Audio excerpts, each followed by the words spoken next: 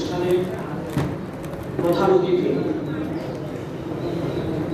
281 চট্টগ্রাম 4-এর মাননীয় সংসদ সদস্য জনাব মোহাম্মদ আসলাম চৌধুরী মহোদয়, উপস্থিত রয়েছেন জাতির শ্রেষ্ঠ সন্তান বীর মুক্তিযোদ্ধাগণ, যাদের ত্যাগের বিনিময়ে আমরা পেয়েছি আমাদের এই লাল সবুজের পতাকা, আমাদের বাংলাদেশ।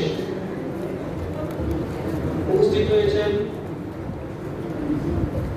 বাংলাদেশ জাতীয়তাবাদী দল বিএনপি সহ বিভিন্ন রাজনৈতিক দলের নেতৃবৃন্দ,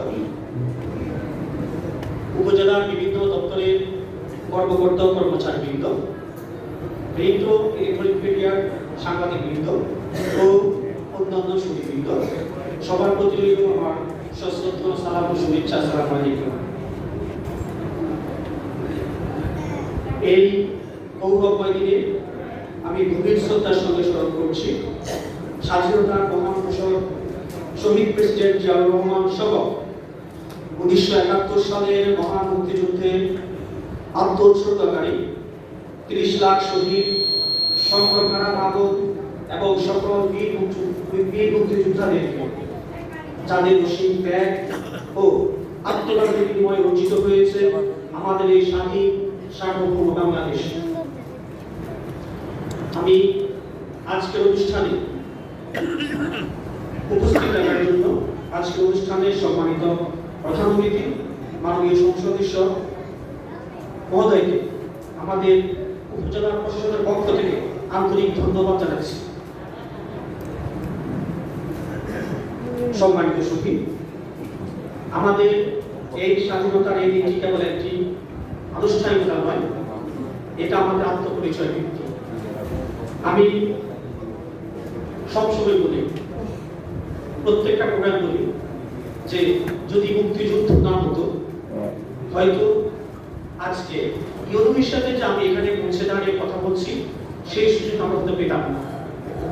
আমরা যে প্রত্যেকটা দপ্তরের কর্মকর্তা বৃন্দ, যারা আমরা সরকারি কর্মকর্তা পরিচয় দিচ্ছি, যদি মুক্তিযুদ্ধে যদি আমরা স্বাধীন না হতাম মুক্তিযুদ্ধের মাধ্যমে, তাহলে আমরা হয়তো এত বড় কর্মকর্তা হইতে পারতাম না।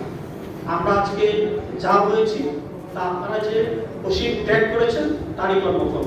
এই জন্য আমি আবারও আপনাদেরকে বিনীতভাবে সশ্রদ্ধ সালাম জ্ঞাপন করছি। আপনারা জানেন চট্টগ্রামের কালুরঘাট কাঁথা কেন্দ্রতে আমাদের সে কাঙ্ক্ষিত স্বাধীনতার ঘোষণা ভেসে আসে তৎকালীন মেজর জিয়া রহমানের কণ্ঠে, যা সমগ্র জাতিকে ঐক্যবদ্ধ করে মুক্তি সংগ্রামে ঝাঁপিয়ে পড়তে প্রেরণা জুগিয়েছিল।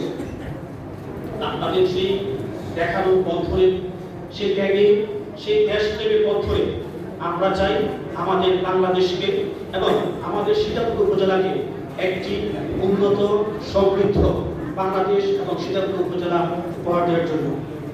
আমরা চাই একটি ন্যায়ভিত্তিক, নিরাপদ ও উন্নত বাংলাদেশ। সেই সাথে আমরা চাই একটি নিরাপদ, উন্নত সীতাকুণ্ড। আপনারা জানেন এই সরকার ক্ষমতা আসার পর নির্বাচনের ইশতিহার অনুযায়ী যেসব ঘোষণা করেছিল যে বিভিন্ন ফ্যামিলি কার্ড, খালগণ কর্মসূচি আপনি ইতিমধ্যে দেখেছেন। আমরা ফ্যামিলি কার্ডের কাজ শুরু হয়েছে, খালগণ কর্মসূচির কাজ শুরু হয়েছে। ইমাম মুয়াজ্জিনরা একটা নির্দিষ্ট অংশ ইতিমধ্যে তারা ভাতা পেয়েছে। কৃষকদের জন্য কৃষিতে মুখ করা হয়েছে। তো সরকার বিভিন্নভাবে আগামী নির্বাচনী প্রতিশ্রুতি বাস্তবায়নের জন্য কাজ করে যাচ্ছে। আমরা সরকারের সারথি হিসাবে, সরকারের কর্মকর্তা হিসাবে সরকারের সকল নির্দেশনা মেনে আমাদের বাংলাদেশ উন্নয়নের জন্য, একটি নতুন বাংলাদেশ গড়ার জন্য আমরা কাজ করে যাচ্ছি। সেই সাথে আমাদের অনুষ্ঠানে উপস্থিত সম্মানিত মাননীয় সংসদ সদস্যের নেতৃত্বে আমরা আশা করি আমরা সীতাকুণ্ডকে একটি মডেল, উন্নত এবং সমৃদ্ধ, নিরাপদ একটা সীতাকুণ্ড করতে পারি, সেই প্রত্যাশা ব্যক্ত করি। পরিশেষে আজকের অনুষ্ঠানে সার্থক করতে উপস্থিত মাননীয় সংসদ সদস্য মহোদয়, বিভিন্ন দপ্তরের কর্মকর্তা বৃন্দ, কর্মচারী বৃন্দ, বীর মুক্তিযোদ্ধা বৃন্দ, যারা বিভিন্ন প্রান্ত থেকে, সীতাকুণ্ডের বিভিন্ন প্রান্ত থেকে এসে আমাদের এই অনুষ্ঠানকে সার্থক করেছে, সাফল্যমণ্ডিত করেছে, এই সকল বীর মুক্তিযোদ্ধাদেরকে ধন্যবাদ জানিয়ে এবং আমাদের উপজেলা প্রশাসনের পক্ষ থেকে আবারও কৃতজ্ঞতা জ্ঞাপন করে করে আজকের এই বক্তব্য এখানে শেষ করছি। সবাইকে ধন্যবাদ। আসসালামু আলাইকুম। আল্লাহ হাফেজ।